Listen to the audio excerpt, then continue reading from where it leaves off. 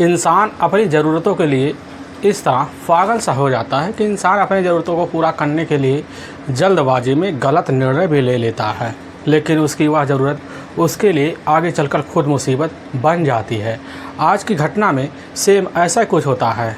एक व्यक्ति के लिए उसका लिया हुआ फैसला उसके लिए खुद मुसीबत बन जाता है, जिसकी वजह से एक महिला इस दुनिया को छोड़कर चली जाती है। लेकिन जब लोगों के सामने सच्चाई निकल के आता है और कारण निकल के आता है, इससे सुनने के बाद लोगों का कलेजा भी दहल से जाता है। आज की घटना में क्या था, आज की घटना में क्या हुआ, आज की घटना की आप पूरी तह तक सच्चाई जानने के लिए इस वीडियो को आप लास्ट तक ज़रूर देखिएगा। नमस्कार दोस्तों, मैं प्रदीप कुमार आपको इस टेढ़ी बात चैनल पे मैं स्वागत करता हूं।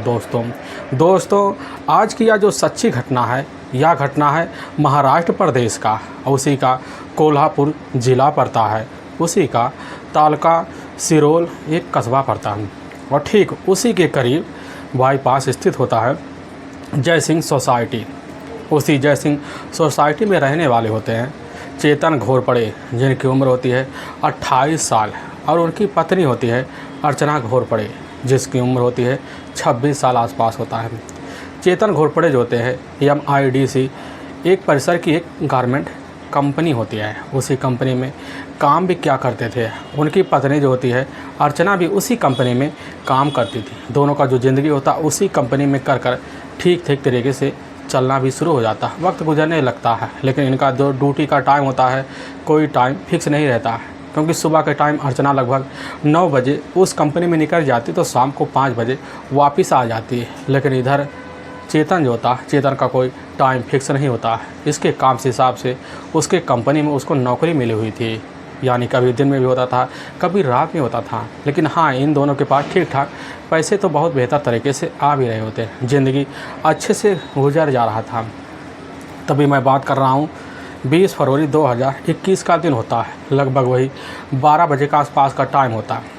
चेतन और साथ में अर्चना दोनों अपनी कंपनी से एक साथ वापस आते हैं। वापस आने के बाद अपने कमरे में दाखिल हो जाते हैं, लेकिन लगभग जैसे ही 2 बजता है तो पूरे सोसाइटी के जो लोग होते हैं, वह सोसाइटी के लोग मौके पर काफ़ी ज़्यादा जो व्यक्ति होते हैं वह कंपनी गए हुए थे। कुछ महिलाएं, कुछ बुजुर्ग, कुछ बच्चे बैठे हुए होते हैं, आपस में कुछ चर्चे कर रहे होते हैं। पूरा जो सोसाइटी था सुनसान, एकदम सन्नाटा पहरा हुआ था। उसी बीच अर्चना के घर से काफ़ी तेज़ से चीख चिल्लाने की आवाज़ आना शुरू हो जाता है। तो बुजुर्ग जैसे सुनते काफ़ी अचंभा सा पड़ जाते हैं, सोचने लग जाते कि अभी तो दोनों पति पत्नी कंपनी से लौट के आए, आखिर इनके घर में चीख चिल्लाने की आवाज़ क्यों आ रही है। अब बुजुर्ग और साथ में महिला और साथ में बच्चे भी जब कानों के द्वारा इस बात और इस आवाज़ को सुनने के बाद अर्चना के दरवाजे के पास जाकर खड़े हो जाते हैं। देखते हैं कि उधर चेतन का जो दरवाज़ा होता है अंदर से लॉक हुआ है। दरवाज़ा 1-2 बार तो हाथ लगाते हैं, काफ़ी बार चेतन नाम की आवाज़ लगाते हैं, लेकिन अंदर से कोई रिस्पॉन्स नहीं आता है। अब जो बुजुर्ग होते वह समझ जाते हैं कि अब पति पत्नी है, हो सकता आपस में कोई रंजिश हो, थोड़ा बहुत मोटाव हो, आपस में झगड़ तकरार कर रहे हो, फिर शांत हो जाएंगे। अब उनको मामला काफ़ी एक छोटा सा लगा, क्योंकि उस समय जब आवाज़ लगा रहे थे तो पूरे घर में शांति पहरी हुई थी। वह समझ जाते कि हो सकता दोनों चुप हो गए हों। इधर जैसे वहाँ से व्यक्ति हटते हैं, यानी कि बच्चे, जो बुजुर्ग, जो औरतें होती हैं, जैसे हटते हैं पूरी शांत हो जाता है। उसी बीच दरवाज़ा टक से खोल जाता है और दरवाजे के अंदर चेतन घोरपड़े निकलता है। उसका जो शरीर होता है पूरी तरह से खून से लथपथ होता है। लेकिन दरवाजे के पास जैसे ही कुछ बुजुर्ग, कुछ महिलाओं को चेतन बन खड़े देखता है, देखने के बाद वहाँ तुरंत हताश सा हो जाता है, तुरंत भागना शुरू कर देता है, सोसाइटी क्रॉस कर देता है। सोसाइटी क्रॉस करते करते सिरोल थाने पहुँच जाता है। वहाँ पहुँच जाता तो वहाँ के कुछ इंस्पेक्टर होते हैं। इधर जैसे ही चेतन घोरपड़ी को देखते हैं काफ़ी अचंभा सा रह जाते कि उसका जो चेहरा होता है पूरी तरह से खून से लथपथ होता है, यहाँ तक कपड़े भी पूरी तरह से खून से लथपथ होते हैं।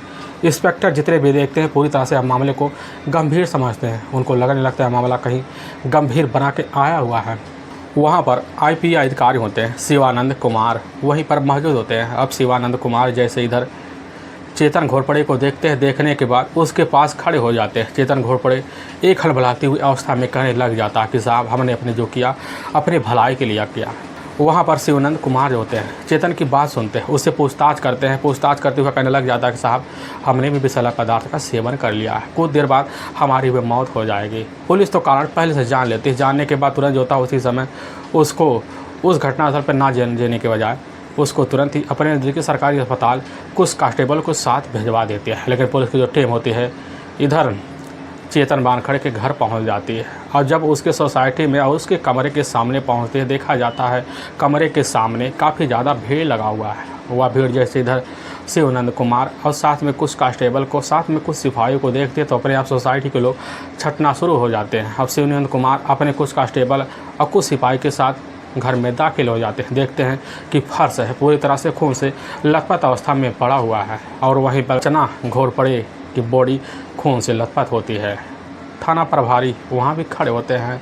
अर्चना के बॉडी का अच्छा सा मुआयना करना शुरू कर देते हैं। उसके गले देखते उसके गले पर किसी तेजधार हथियार चलाए जाने का निशान पड़ा हुआ है। काफ़ी ज़्यादा उसी से ब्लड बह गए होते हैं जिस वजह से अर्चना की वही घटनास्थल पर उसी समय मौत हो गई होती है। पुलिस अर्चना के बॉडी को पूरी तरह से जांच पड़ताल करती है, पूरा देखती है, वस्त्र खून से लथपथ होता है। पुलिस इस मामले को समझ जाती है और कमरे की निगरानी करती है। कहीं पर ना कोई सामान बिखरा होता है ना कोई सामान टूटा होता है। पुलिस समझ जाती है मामला काफ़ी गंभीर है और वहीं पर पास 2 महिलाएं होती हैं जो दहाड़े मारकर चीख चिल्ला रही होती हैं। अर्चना घोरपड़े की अपनी मां होती है बसंती पुजारी और वहीं पर अर्चना की सास भी बैठी होती है आशा घोरपड़े। दोनों दहाड़े मारकर वहीं चीख चिल्ला रहे होते हैं। पुलिस अब उधर जो होती है बसंती पुजारी और साथ में आशा घोरपड़े से कुछ पूछताछ करती है। पूछताछ करने के बाद पुलिस जो होती है इधर अर्चना वानखड़े की बॉडी को अच्छे से पंचनामा कर लेती है। पंचनामा करने के बाद अपने नज़दीकी सरकारी अस्पताल जो होता है उसी में पोस्टमार्टम के लिए भेजवा देती है और घर का अच्छा सा जांच पड़ताल कर लेती है। करने के बाद इधर जो होता है अपने थाने लौटने के लिए तैयारी भी कर लेती है और साथ में आशा और साथ में बसंती पुजारी को साथ लेती है और थाने ले आती है।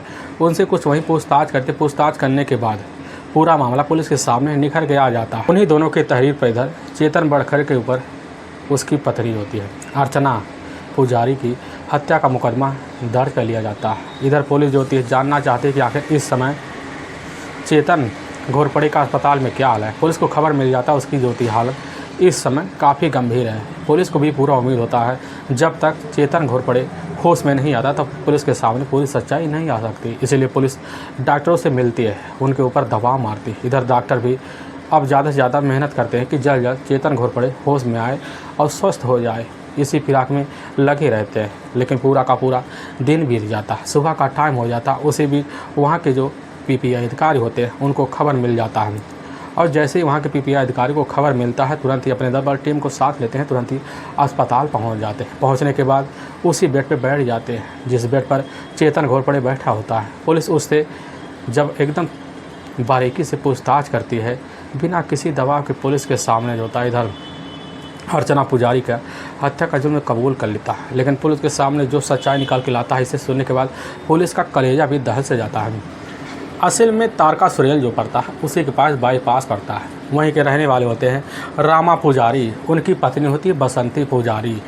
रामा पुजारी और बसंती पुजारी के टोटल 3 बच्चे भी होते हैं जिसमें 2 बेटे और 1 बेटी होती है। वही सबसे बड़ी बेटी होती है अर्चना पुजारी, लेकिन जिसकी उम्र उस समय होती है मात्र 12 साल।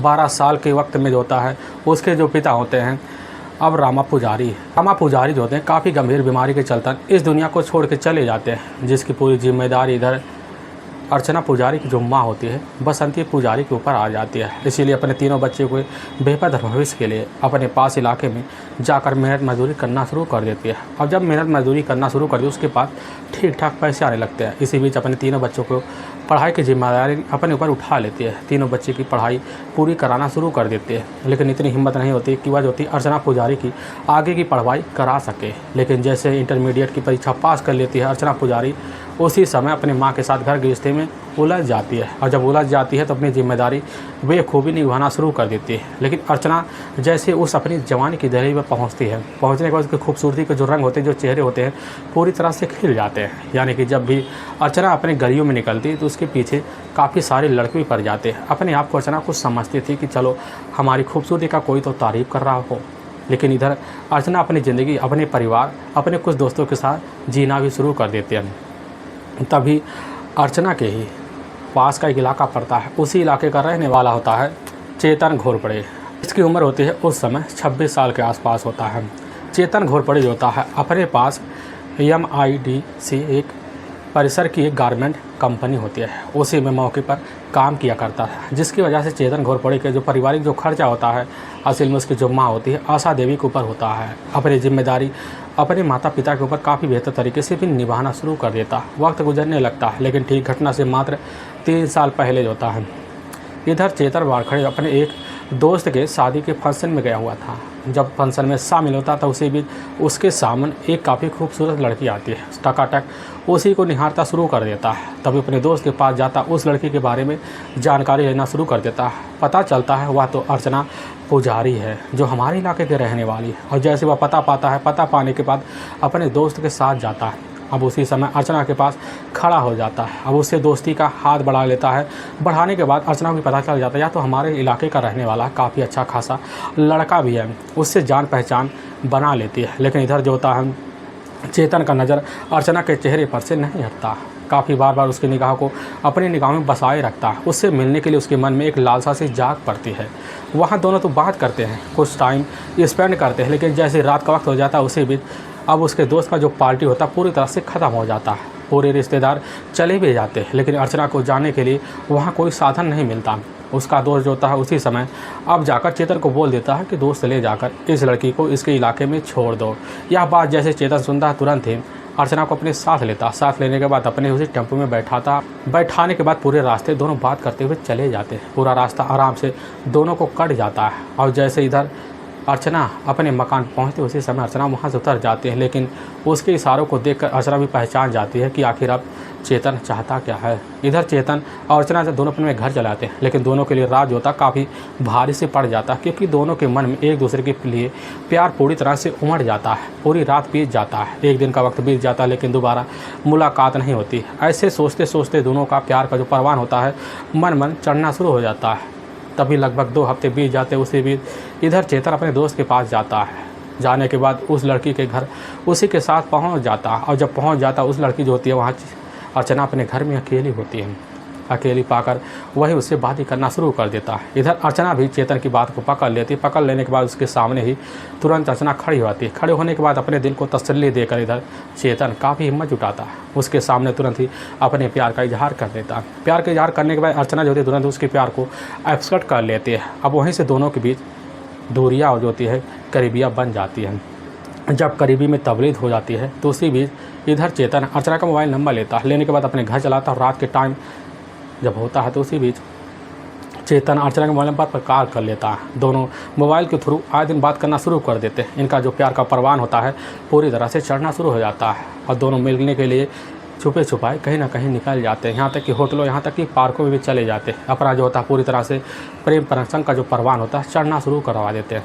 लेकिन इसकी खबर जाकर इधर अर्चना की माँ को चलता है। अब जैसे ही बसंती पुजारी पाती है, पाने के बाद अपनी बेटी को काफ़ी खरी खोटी सुनाती है। अपनी बेटी को समझाने लगती, बेटी वह दूसरे बिदार का, वह हमसे बड़ा है, इसलिए तुम उससे रिश्ता ना रखो तो तुम्हारे लिए भलाई होगा। लेकिन अर्चना अपनी माँ से वहीं अड़ जाती है। काफ़ी जिद करती, माँ हम शादी करेंगे तो उसी से करेंगे, क्योंकि हमने शादी का वादा चेतन से कर लिया है। उसकी माँ जो होती है काफ़ी भड़ास निकाल देते हैं। लेकिन उधर अर्चना जो होती है इसकी शिकायत आकर अपने प्रेमी अब चेतन से कर देता है। चेतन अपने घर वालों से जाता, मनाता गुनाता। उसके घर वाले जो होते हैं, उस समय उसकी माँ वहीं आशा खड़ी होती है।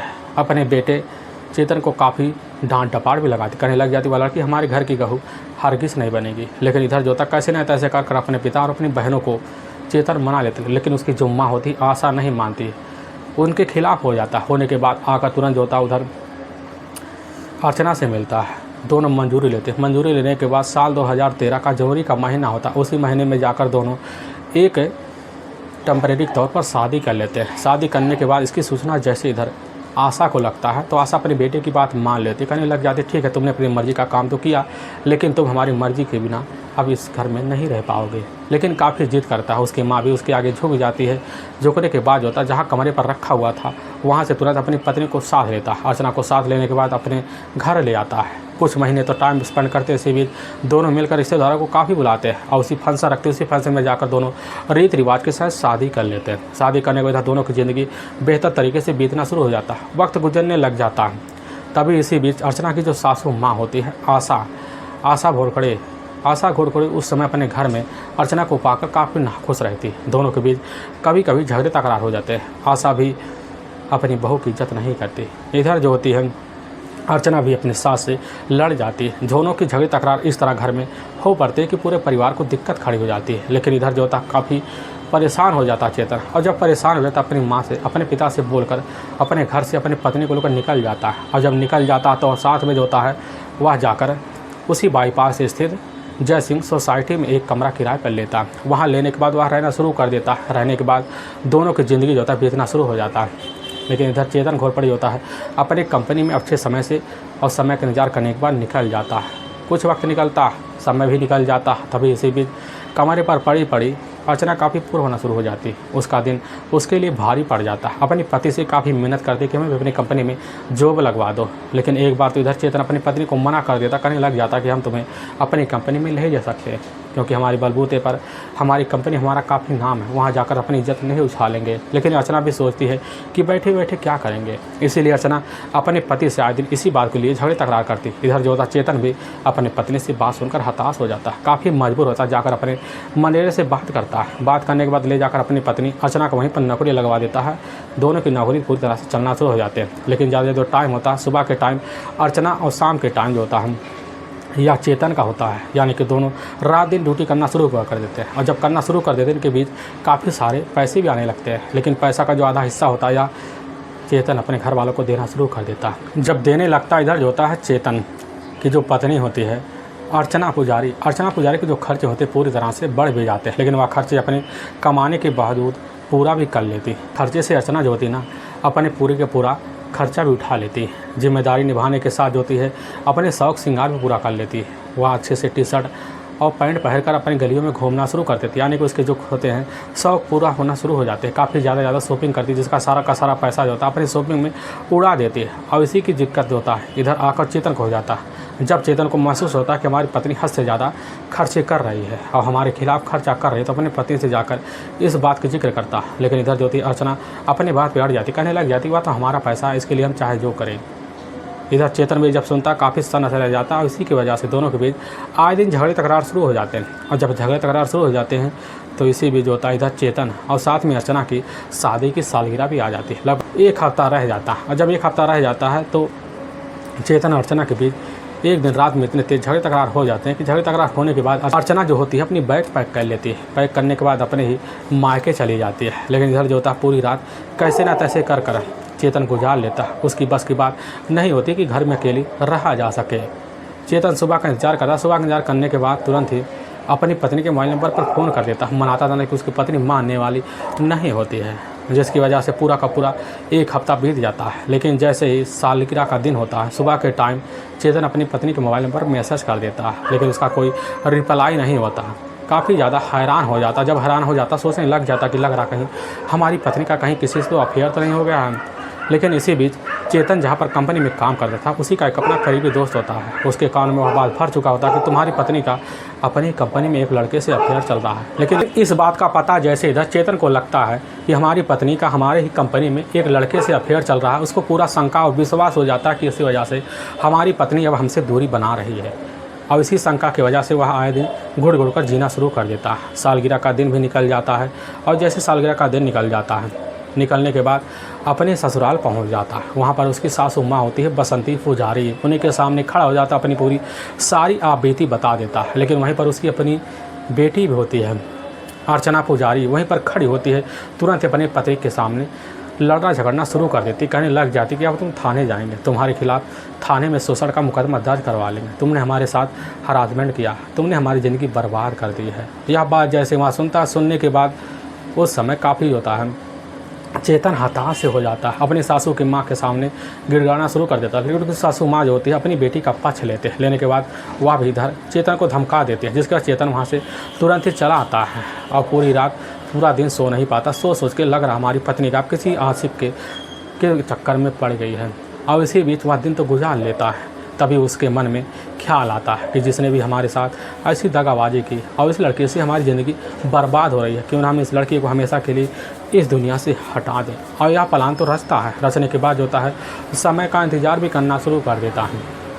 अपनी पत्नी के पास फ़ोन भी करता है, काफ़ी बार मनाता है, लेकिन वह जो होती है अर्चना अपनी बात पे अड़ जाती है कि हम तुम्हारे पास अब दोबारा आएंगे नहीं और हम जा रहे हैं कोर्ट में तुम्हारे खिलाफ़ मुकदमा दर्ज करवाने के लिए। यह बात सुनता है, सुनने के बाद उसको रहाइश नहीं होता है, काफ़ी ज़्यादा हताश हो जाता है, अपने आप को एक ज़िंदगी असहाय महसूस करना शुरू कर देता है। लेकिन तभी 20 फरवरी 2021 का दिन होता है। सुबह सुबह के टाइम जो होता है उधर चेतन घोरपड़े अपनी कंपनी में निकल जाता है। निकलने के बाद उसकी पत्नी उसी कंपनी में महिलाओं के साथ काम कर रही होती है। काफ़ी घंटे वेट करता है, लेकिन जैसे छुट्टी का टाइम होता है यानी कि लंच का टाइम होता है, उसी बीच उसकी जो पत्नी होती है उस समय अर्चना पुजारी बाहर निकलती है, जाकर उसके पास खड़ा हो जाता है और उससे मिन्नतें करता है, कहने लग जाता है कि हमसे जो गलती होगी हमें माफ़ कर दो। बात उधर जैसी अर्चना सुनती है उसको काफ़ी अचंभा सा लगता है, लेकिन वहाँ पर इतना बात बढ़ जाता है कि दोनों के बीच वहीं कुछ झगड़े तकरार शुरू हो जाते हैं। काफ़ी कंपनी के जो लोग होते हैं दोनों को लखना शुरू कर देते हैं। काफ़ी बार इधर चेतन अपनी पत्नी अर्चना को समझाता, कहने लग जाता है चलो तुम घर चलो, हम तुम्हें काफ़ी बैठकर आराम से समझाएंगे। उधर जो होता है चेतन अर्चना को साथ लेता, साथ लेने के बाद लगभग दोपहर के टाइम 12 बजे के आसपास अपने सोसाइटी में पहुंच जाता, अपने कमरे में घुस जाता, अपना दरवाज़ा बंद कर लेता, अपने पत्नी के सामने तुरंत ही बैठ जाता, कहने लग जाता कि तुम शांत बैठो, तुम्हारे लिए हम मूड फ्रेश करने के लिए एक चाय बनाते हैं। चेतन उठ जाता, उठने के बाद अपनी किचन में जाता, चाय बनाकर उधर जो होता है अर्चना के पास लाता, अर्चना को पकड़ाता, दोनों चाय की चुस्कियाँ लेना शुरू कर देते हैं। उसी बीच इधर चेतन बान खड़े जो होता अर्चना से कहने लग जाता कि बता दो तू हमसे तलाक लेने के बाद अपने आशिक से शादी कब करोगी। यह बात जैसे सुनती इधर अर्चना काफ़ी अचंभा सा रह जाती, बस सोचने लग जाती कि आखिर इसकी नीयत यह कैसे है, इसीलिए तो हमसे झगड़े तकरार करता है। लेकिन इधर जो होता दोनों के बीच इसी बात को लेकर झगड़े तकरार होना शुरू हो जाते हैं, और जब होना शुरू हो जाते हैं तो वह जो होता चेतन बान खड़े अपने किचन में जाता, वहाँ पर एक तेज़धार हथियार लाता। हथियार लाने के बाद उसका उसी समय अर्चना का गला पकड़ लेता, उसके गले पर वही तेज़धार हथियार चला देता, जिसकी वजह से अर्चना वही ज़मीन पर एक कटे हुए ब्रिज की तरह गिर जाती है, वहीं पर मौत की नींद में लौलुहान अवस्था में सो सी जाती है। उधर जैसे यह नज़ारा अब चेतन बन खड़े देखता, वह उसकी जो होता है पूरे शरीर थर थर काँपना शुरू कर देते, वह सोच नहीं पाता आखिर क्या हो गया। अपने दूसरे कमरे में जाता है, दूसरे कमरे में जाने के बाद वहाँ एक जो होता है पोछा लगाने वाला औषधि होता है जो विषैला पदार्थ उसको अपने पास लेता है, दाएं हाथ में लेने के बाद पी लेता है। लेने के बाद तुरंत ही वहाँ पर आकर अपनी पत्नी के पास बैठकर रोना शुरू कर देता है, लेकिन घर के दरवाजे पड़ोसी पीटना शुरू कर देते हैं। वह सोच जाता है कि हम पकड़े जाएंगे, दरवाज़ा खोलता है, तुरंत ही उसी लवलो स्थान कपड़े की अवस्था में थाने की तरफ भाग जाता है। लेकिन वाकई में दोस्तों पुलिस के सामने जो सच्चाई निकल के आता है, इसे सुनने के बाद लोगों का कलेजा थर थर काँपना शुरू होकर देता है। लेकिन इसी बिना पर पुलिस की जो टीम होती है इधर चेतन बनखड़ी को ले जाती है, वहाँ की कोर्ट में पेश कर देती। कोर्ट में पेश करने के बाद चेतन बनखड़ी के ऊपर धारा 302 के तहत हत्या का मुकदमा दर्ज करके ले जाकर हमेशा के लिए जेल के सलाखों के पीछे भी डाल देती है। दोस्तों हमें इस घटना का सुनाने का उद्देश्य किसी को परेशान करना नहीं है और ना ही किसी के दिल को ठेस पहुँचाना है, बल्कि आपको यह बताना है कि आप जहाँ भी रहें आप सावधान और सतर्क जरूर रहें। दोस्तों हमने कुल आपको वीडियो बताया था कि हम कुछ वीवर का नाम लेंगे जिसने हमारे वीडियो में कमेंट किया है, जिसमें सबसे पहले वीवर का नाम आता है अजय त्रिपाठी, जो केरला के रहने वाले, जो हमारे वीडियो को लगातार कई दिनों से वॉच कर रहे हैं। उनको वॉच करने के लिए हम काफ़ी धन्यवाद देते हैं। और साथ में एक और है राहुल सिंह भी हमारे वीडियो को लगातार वॉच करते हैं, और गुरजीत सिंह, और साथ में दीपक सिंह, और साथ में मनोज, यही सब हमारे वीडियो को लगातार वॉच करते हैं। इन सबको हम तहे दिल से धन्यवाद करते हैं। दोस्तों अगर आप भी हमारे वीडियो में अपना नाम दर्ज करवाना चाहते हैं तो आप ज़रूर जाकर हमारे वीडियो में एक कमेंट कर दीजिए, प्यारा सा कमेंट करेंगे, हम अपनी वीडियो के तहत जो था आपका नाम ज़रूर लेंगे। और वीडियो को लगातार वॉच करने के लिए आपका बहुत बहुत हम आभारी हैं। दोस्तों अगर आपको वीडियो पसंद आ रहा है तो इस वीडियो को आप ज़्यादा से ज़्यादा शेयर और सब्सक्राइब जरूर कर दीजिए, जिससे हम आपके बहुत आभारी रहेंगे। और फिर मिलेंगे नई वीडियो के साथ, तब तक के लिए जय हिंद और जय भारत।